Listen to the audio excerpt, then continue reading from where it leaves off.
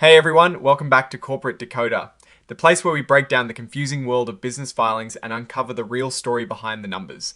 Today, we're diving into Ezagoo Ltd's latest report, and let's just say it is going to be a roller coaster. Ezagoo Ltd, a company that filed a Form 10Q, which is basically a quarterly report, is giving us a peek under the hood for the period ending the 30th of September 2025. Think of it as their report card for the summer. Now, looking at this report, it is clear Ezagoo is navigating some interesting waters. They're letting us know about their financial condition and what has been happening. When we look at their financial health, their balance sheet tells a story.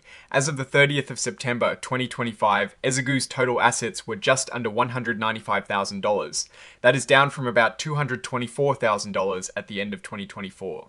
Now, that might sound small, but it is important to see where these numbers are coming from. Their cash on hand has also decreased from around $193,000 at the end of last year to about $174,000 by the end of September. Not a huge drop, but it suggests they are using their cash. Here is where it gets really interesting. The amount due to related parties is a whopping $4.16 million for September 2025, up from $3.7 million at the end of 2024.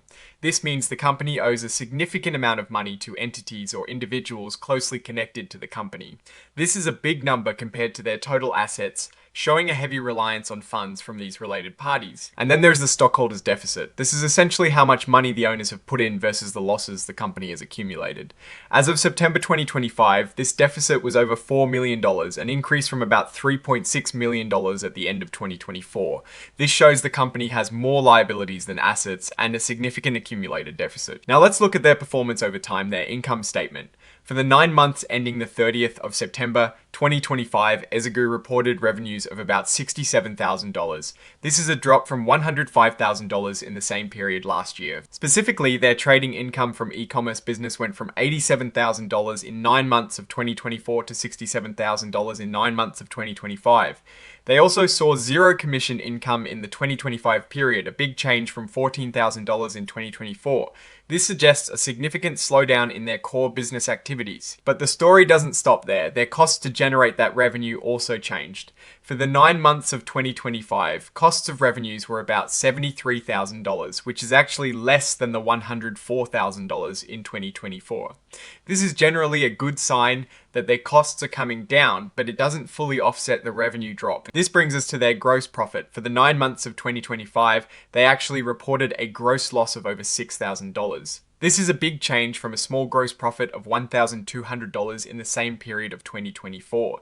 This means they are spending more to produce their goods or services than they are earning from selling them, even before considering other operating expenses. Kind of like if you sell a lemonade for $1 but it costs you $1.5 to make, you've lost money on that sale. When we look at their overall operating loss, it was about $416,000 for the 9 months of 2025. This is similar to the $432,000 operating loss in 2024. So while their costs went down, their revenues dropped even more, leading to a consistently large operating loss. And the bottom line, their net loss for the 9 months ending the 30th of September 2025.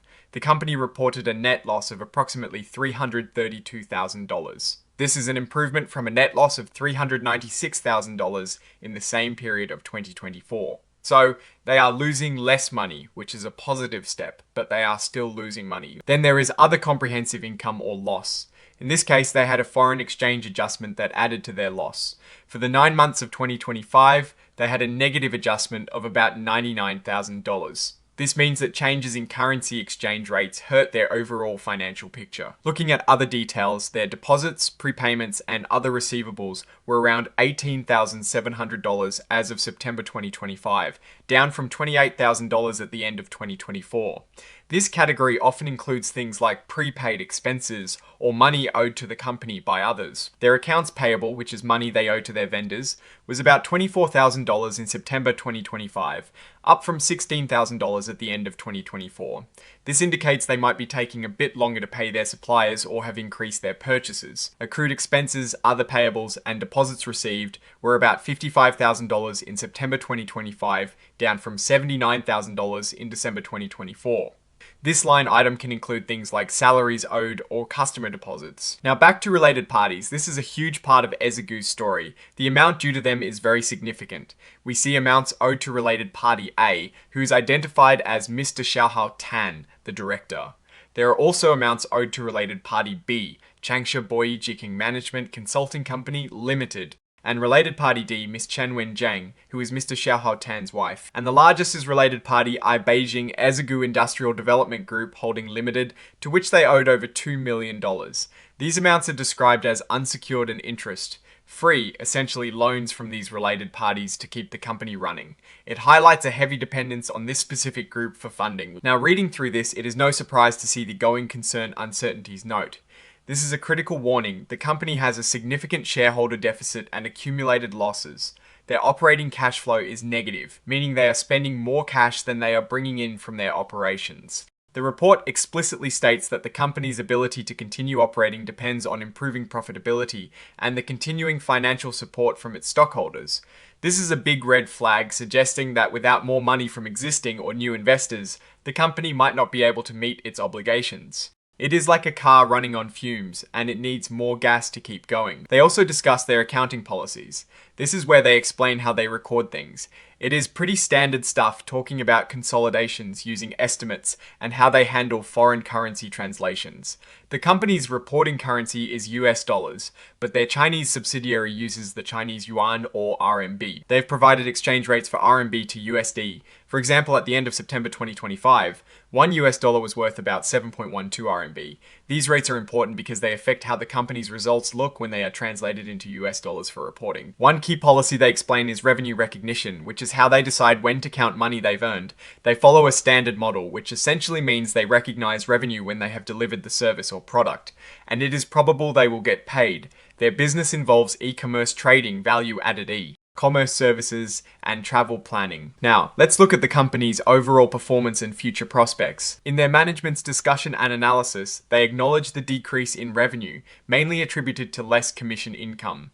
They say they will focus on their ZCX and LSM WeChat applications. The big takeaway here is that their revenue streams are shrinking. The net loss for the 3 months ending September 2025 was $69,175 compared to $145,127 in 2024. So they're losing less money quarter over quarter, which is a good sign. However, the 9-month net loss for 2025 was $332,448. Better than $396,932 in 2024. It's an improvement, but they are still deep in the red. Their cash flow from operating activities is still negative. For the 9 months of 2025, they used over $340,000 in cash from operations, which is more than the $287,000 they used in the same period of 2024. This means their core business activities are burning cash. On the flip side, cash flow from financing activities is positive, showing over $372,000 in 2025, up from $228,000 in 2024. This increase is mostly due to those advances from related parties we talked about earlier. It is how they're keeping the lights on. It is also worth noting they state they do not have any credit facilities or other access to bank credit. This reinforces their reliance on internal funding or those related party advances. A really important piece here is the VI structure. VI stands for Variable Interest Entity. In countries like China, foreign ownership in certain industries like media and advertising services is restricted. So companies like Ezagoo set up these contractual arrangements with domestic Chinese companies to operate. It allows them to effectively control the VI and get its economic benefits, even if they don't directly own it. They have these agreements with Beijing Ezagoo Jikang Internet Technology Limited. This is a common strategy, but comes with its own set of risks, especially concerning the enforceability of these contracts under Chinese law. Now, let's talk about something crucial: internal controls. The report admits there are material weaknesses in their internal control over financial reporting. They specifically mention inadequate segregation of duties, ineffective risk assessment, and insufficient written policies and procedures for accounting and financial reporting. Basically, they're saying their internal bookkeeping and financial checks aren't as robust as they should be. This isn't ideal for any company, especially one with the financial situation Ezagoo is in. They also have a list of exhibits which are supporting documents for the report.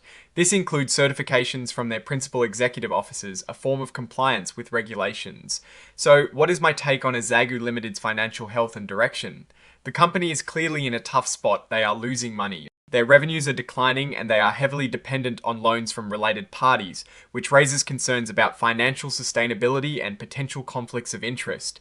The fact that they have material weaknesses in their internal controls further adds to the risk profile, while they've improved their net loss and are trying to focus their business. The path to profitability looks long and uncertain.